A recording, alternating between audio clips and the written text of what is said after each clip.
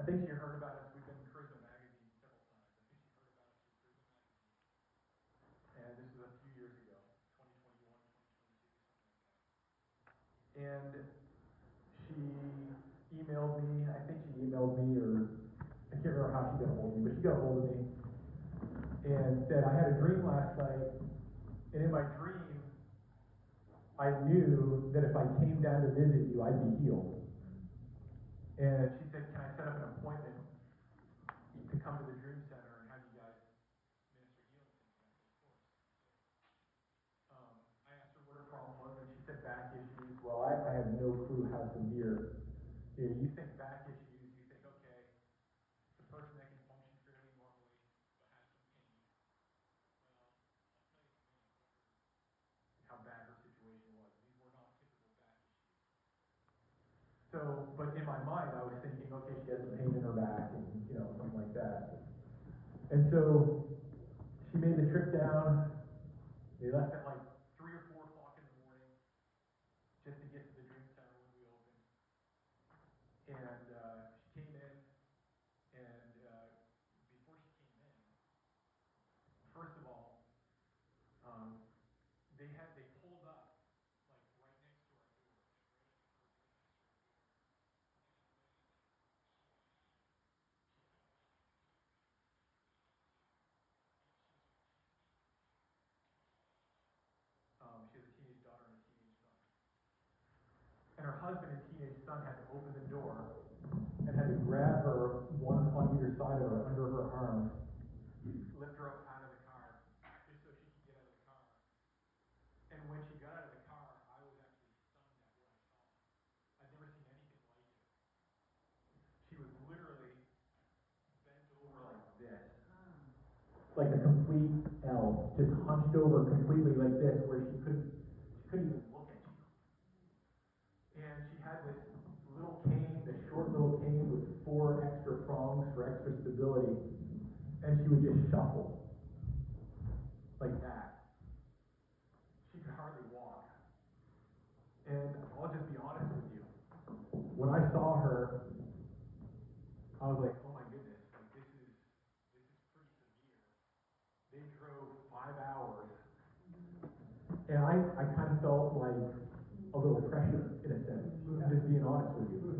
Like, these people are making a 10-hour round trip, so I could pray for them. This lady's condition is extremely severe. I better get the job done. That's just what I was thinking. I'm not saying that's the right way to think. I'm just telling you, being honest with you. That's what I was thinking. But as soon as I thought that, I was like, nope, can't go there. And so I remember we brought her inside. Her husband actually didn't come inside. Her teenage daughter and teenage son came inside. Her husband stayed in the car.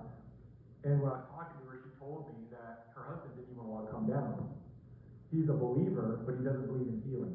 And so he said, we're wasting our time. We're driving there 5 hours down, 5 hours back. Nothing's going to happen. We're wasting our time. And he tried convincing her not to go. And she said, I'm going. I had a dream, and in my dream, God told me if I came here, I'd be healed. And so he came very reluctantly, but he didn't even bother to come inside. And so I remember just interviewing her, and basically, besides what I just explained, how she was hunched over and could barely walk, her back was so damaged that she had very little feeling. She had numbness and tingling in all of her extremities, both arms, both legs. And so she had just, imagine that, you're hunched over, you can't even look up, you're staring at the ground, you're shuffling, you have hardly any feeling in your arms and legs. And I remember ministering healing to her, commanding healing, commanding the back to be healed, commanding that the feeling to come back in her arms and legs. And I asked her to test it out, and she got up with her little cane and she kind of shuffled along, and I didn't notice any difference.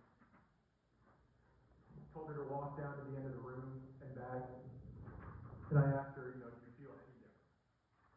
And she said, about 5%. And I was like, okay, I'm not gonna you know, when I minister to people on the streets, you know, oftentimes, like, people are on the go, they're in a hurry, you know, you might have 5 minutes to minister to somebody, but this lady came from Buffalo, New York, 5 hours, and I wasn't just going to minister to her for 5 minutes and say, okay, God bless you. I was going to take it as long as it took. And so, I ministered healing to her again. By his stripes you're healed. Commanded healing. I asked her to get up and test it out again. She shuffled down, shuffled back down. And I said, do you feel any different? She said, it's about 5% more better. So 10% total. This process repeated itself for an hour and a half. She'd do the same, but each and every time I ministered to her, she felt 5% more better. And so after about 45 minutes, she's about 50% healed. To the point where she's still hunched over, but instead of this, she's like this. And she's starting to gain some feeling back in her arms and legs. And it had been 45 minutes, and her husband had been sitting out in the car for 45 minutes. So he comes in wondering what the heck is taking so long. And as soon as he walks through the door, he sees his wife not 100% better, just 50% better, and starts bawling. And he starts bawling and weeping, and he quickly goes back out to the car, and she turns to me and said, he didn't want to see him crying. That's why he left so quick.